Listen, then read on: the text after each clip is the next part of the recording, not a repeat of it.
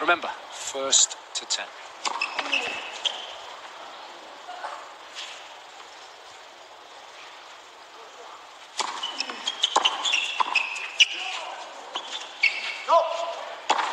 That's a good smash. Nick likes playing doubles, doesn't he? He does. He's a good doubles player, a very good doubles player.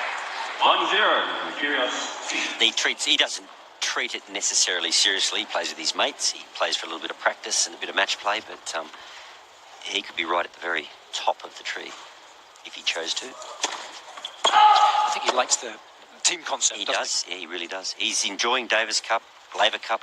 This sort of a format, sitting on the side of the court with a bunch of guys, is definitely up his alley.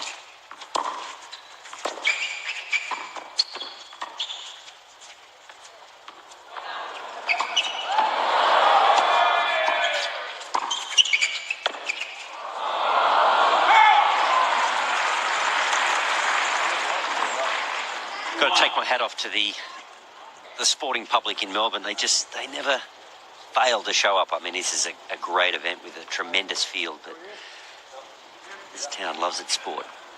Yeah, close to 7,000 fans here this evening.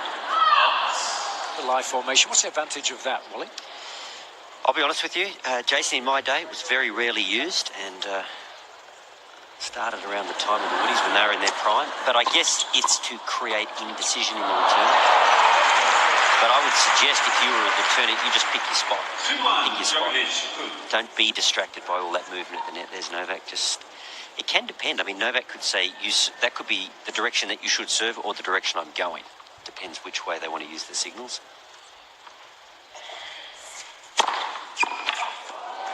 Both players standing at the back of the court to return. Does that take pressure off the returner? Well, it takes the net guy out of play, doesn't it? If he crosses, it's not as much problem. Both players on the baseline, they've got time to react. Yeah, the stock standard serve and volley is pretty much gone, isn't it? And I think it's very difficult to the players these days with the grips that they have to play a lob return. If you think of Todd Woodbridge and Mark Woodford, they have this brilliant lob return. So the speed of the serve has gotten so much greater. So it's hard to play a lob return. And not many players have the neutral grips. They have the more extreme Western grips and the double-handed backhand. So the net player, he can pretty much stand on the net. Makes bowling a lot easier. The Woodies used to create all sorts of doubt by using that lob return. That would push the net player a little bit further back, then they could come.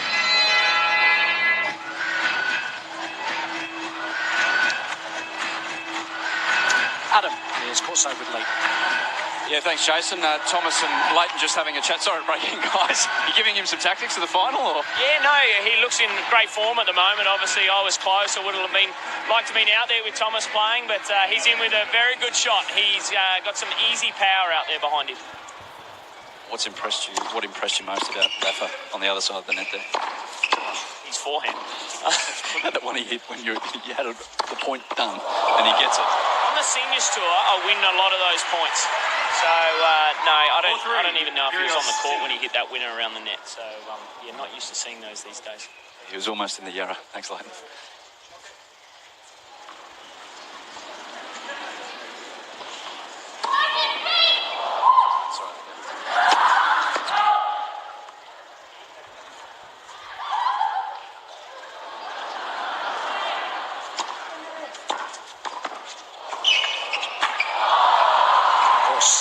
A little bit of bonus coverage. The main event is very much the final. Up next, Rafa Nadal up against Thomas Burdick. Both guys have played some phenomenal tennis so far this evening. Remember, winner takes all. $250,000 up for grabs. These guys all well beaten in the first round. Djokovic falling to Hewitt, 10 points to 6. Luca Pouille was brushed aside by Rafa, 10 points to 1, the most one-sided tiebreak we've seen so far. Kyrgios losing to Burdick. High-quality affair, 10-8. And Team losing to Raonic. Had a lead early on. Before the Canadian came good with some big serves, winning that match 10 points to 7. So the modern tennis player, the grips and his game not necessarily suited to playing doubles.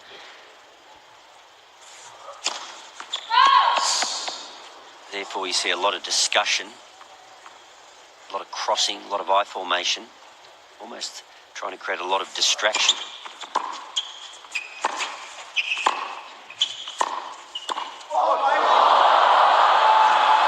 Just took him out.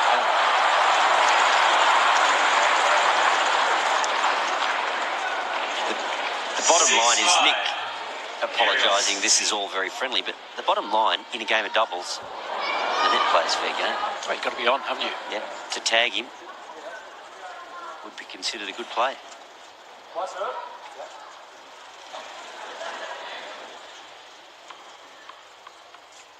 Nick actually got hit in the mouth the other night. Not a great pace. It's a nice smash.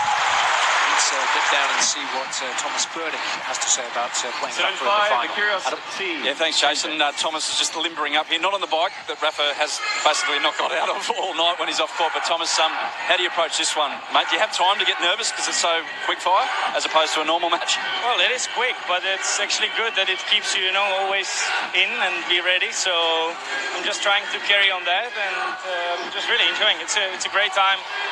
Full stadium. I mean, cannot be a better night than that. Is your first serve the key in this one against Rafa? Yeah, I mean, the first serve definitely is going to be a big one, and let's hope for that. Let's do a couple of good ones, and it's going to be enough hope. Good luck, mate. I love seeing Rafa on the bike there, but he's just got his game face on already. I mean, he's laughing and joking in the doubles, but he's fully focused on winning that final, isn't he? He just knows there's only one way to operate for Rafa. It's full steam ahead, isn't it? I guess, too, he's had those knee problems. The idea that you stop-start may not suit him. He wants to stay warm. As Adam has suggested, he has not been off the bike.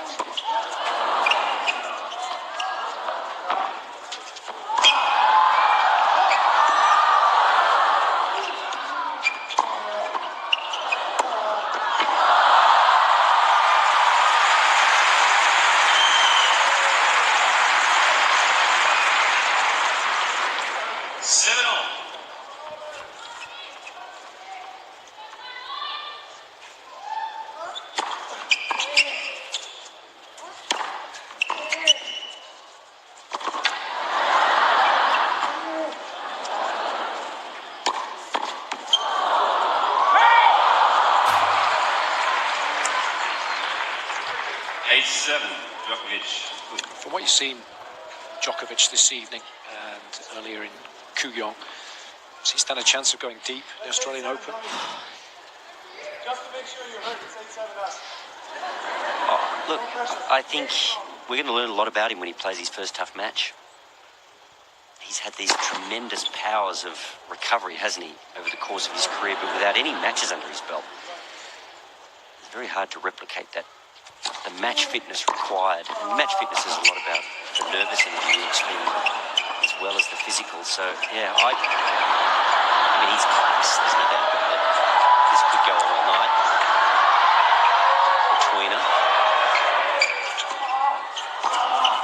But you'd be a brave man to think that Novak could find his best tennis straight up.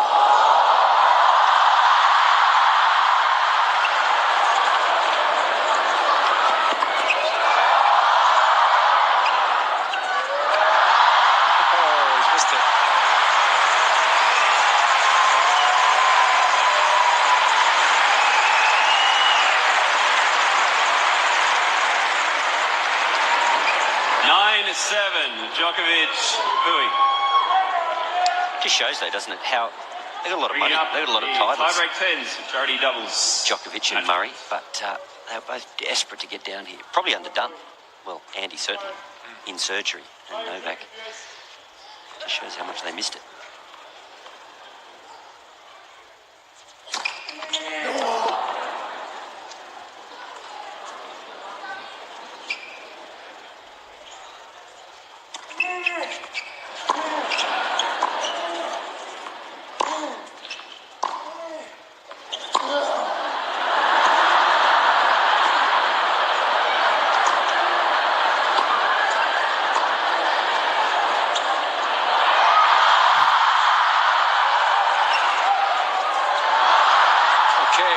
Done with the hit and giggle. It's the serious stuff up next. It's the final. 10 points to Rafa 7. Nadal against Thomas Berdych.